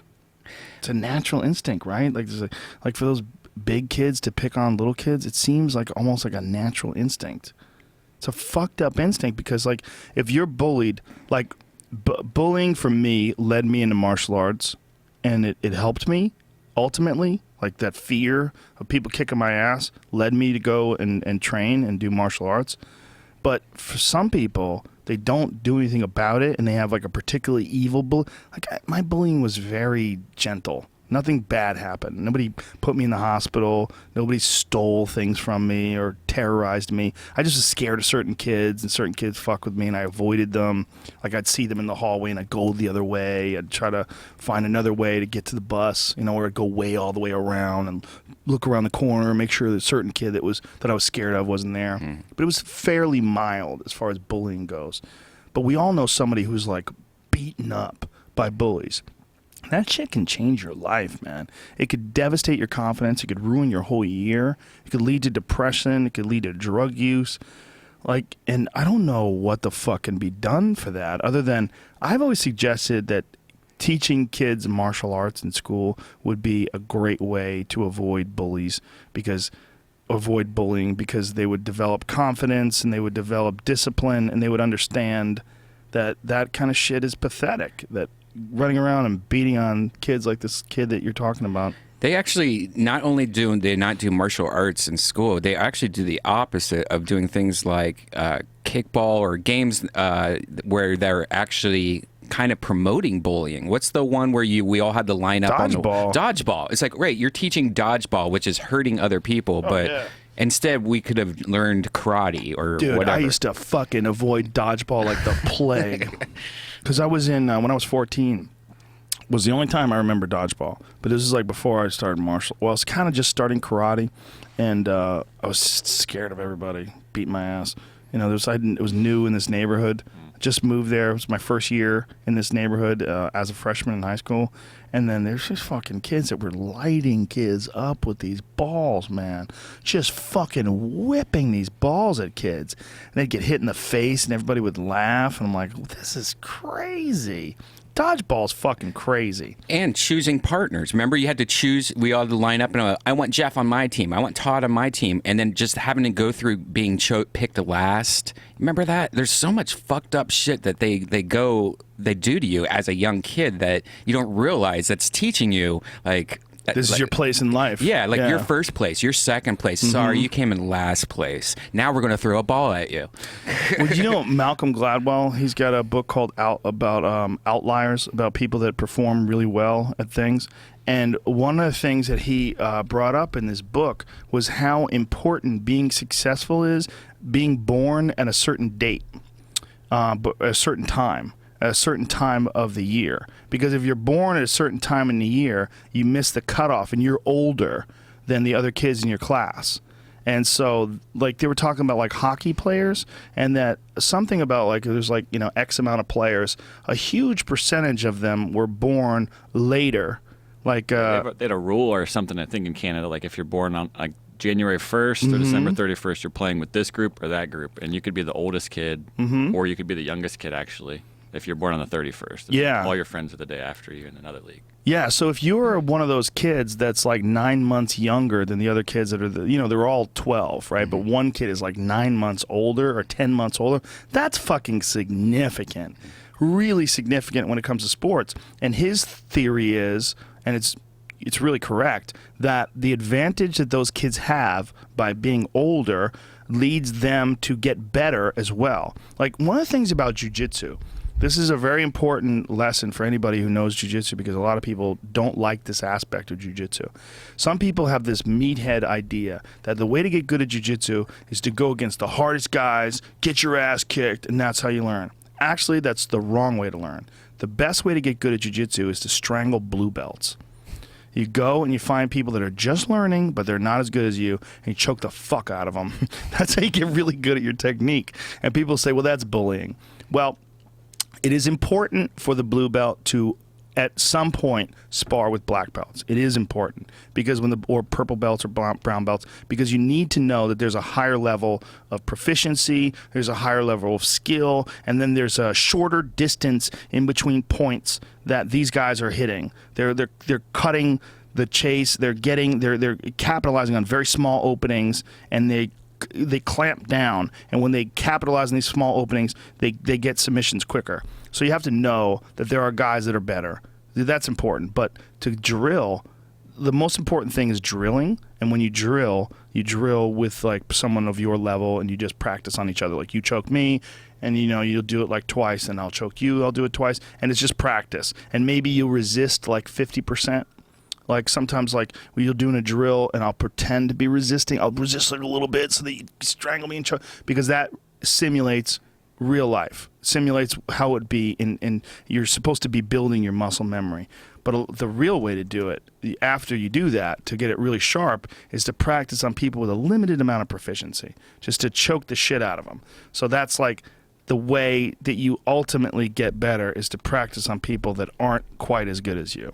And then you eventually develop, and you get to a point where, that seems kind of impractical, But I don't remember what my point was. Choking people, sports. Going against different belts, kid teaching bullying. Getting better. So the idea by that is, the real problem with that is, if you're in a school and say you're the only white belt and everybody else is a brown belt or a black belt and you're training with them, fuck, man, you might not ever get good. Like, you just might get wrecked all the time. And that's the idea with kids that are in sports that are so much younger than everyone else in their class. Or if you're pretentious and they bring you precocious and they bring you into class early, he skipped a grade. So you're in 7th grade now, Billy. Well, you got to go to 7th grade football. Good luck, you little fuck. Yeah. You're going to get run over. One of my best friends growing up, the whole time we were playing sports, his birthday is a week after mine, but he's a whole year older than me. And so he played sports with us the whole time. He's smaller than me and doesn't look like he's bigger than all of us, but he would beat the shit out of every single person we would play. Every sport, football, basketball, baseball, track. When we got to high school, for some reason he was better than everyone in that too. He was a 9th grader and he was starting freshman running back on the varsity team in the newspaper, but he was a whole year older than everyone. And well, that's what it is. 15 years ago, no one was really. Yeah, well, that's a big deal, because your body develops like very rapidly at a young age, and so these young kids that are older than everyone else in their class, they have this significant advantage, and that advantage, according to Gladwell, it accelerates them onto success as a professional. That because you have an advantage, you continue to get better, and you can exercise that advantage over other people, which sharpens your skills. Just like, the idea of getting really good because you're strangling blue belts. It's not good for the blue belt, but it's good for you, because you're already ahead of them. So you're going to get better and better and better and better. I was held back in 3rd grade when my parents got divorced, and I was a little young, and it didn't help me at all. But you didn't try. Well, you're not into sports. You didn't even try. Like, what sports did you ever play? Soccer. Did you play soccer? Mm-hmm. How much did you try on a 1 to 10? 3? I hated it. I don't remember. Yeah, see? That's the difference. I was born in August. I don't think that's a good month for professional sports. Like, if you wanted to go on teams. But I didn't do it. I mean, I only played baseball when I was little until I found martial arts. But if I wanted to be a professional athlete, like a soccer player or a hockey player or whatever, probably not a good month. I think the good months are like February or something like that. February, March. That's when the season starts usually. Well, you're also like late in the year, Though I forget what they said, what year it was, what Gladwell said, what year was what time of year rather was the best to start. It was an interesting thing too. He had a thing talking about what the best year to be born was, like in the 20th century, and it was like in the early 1930s, because it was right after the Depression was over, and like right after World War I. So like there was a lot of jobs to be had, the economy was booming, and then you were at the front of the line for like this big baby boom that came on after that, before World War II. So you would be in positions of management, you would have these advantages. It's really interesting when you think about like how lucky you can be or how unlucky you can be in certain situations, and how that, like we're talking about bullying, can sort of flavor your whole life. Like an unlucky roll of the dice can flavor your whole life. And also he was talking about people that were born and that went through World War I. And he was like, well, even if you went through it, by the time you were out of the military, by the time you were trying to establish your life, you're already in your 40s. Like you're already like trying to start a career at a time where most people are already clearly established. Really interesting when you really stop and think about, like, most of us don't engineer our lives. You sort of just make the best with what you've got. But there's a lot of consequences. There's a lot of factors that play on behind the scenes that we really don't take into consideration when you consider when you really think about like where you are in life. I mean, hard work and dedication and focus, all those things are hugely important. The ability to stick with something, the ability to put in the work, to get up, to be disciplined. But also, there's a lot of shit that you don't have anything to do with, man, that absolutely factors in. But then there's that bitch-ass part of people that go, man, he's only fucking, he got there because he's lucky. You know, he's only playing football for the fucking Dodgers, or for the Dodgers. He talks about Bill Gates and his 10,000 hours of mastery and whatnot. But a lot of what he's talking about here is that he got lucky or whatnot because his childhood home was really close to the University of Washington. Mm-hmm. He had access to some computer programs that other people might not have had the opportunity to get a hold of. True. So he might not have been Bill Gates without being in the spot he was at the time he was. True, but he might have been something else too. I mean, it's also what he did. Like Bill Gates used to work from like 2 o'clock in the morning till 4 o'clock in the morning or till 6 o'clock in the morning coding. His mother would try to wake him up and he was always exhausted. She couldn't figure out why. Because the dude was up all night coding. It's best time to work. Well, she would put him to bed and he would like pretend to sleep, then he'd wake up. He'd sleep for a couple hours and then get up and code. And I think that the people that become successful, for the most part, they become successful because they figure out a way. But would they have figured out the same way? Or would they have figured it another way? Or would they have been discouraged because of poor circumstances?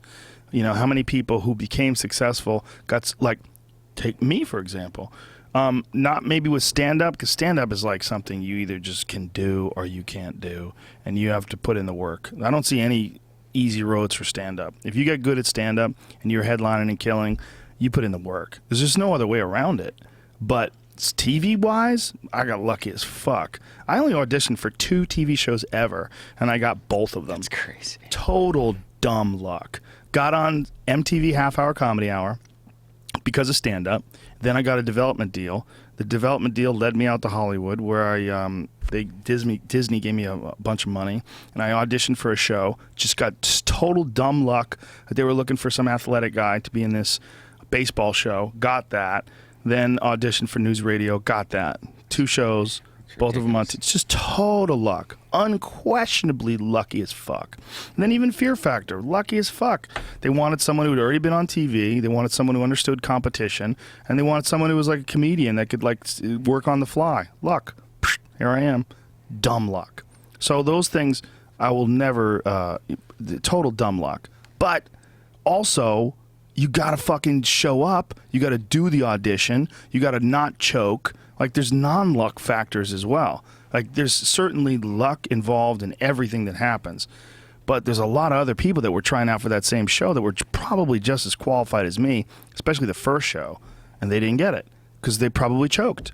Maybe my luck was that I had gone through martial arts competition, so I was less likely to choke because I had done scarier shit, so I was used to performing under pressure. So maybe there was luck in that, luck in the fact that I had this background. But that's not necessarily luck either, because that was fucking hard to do.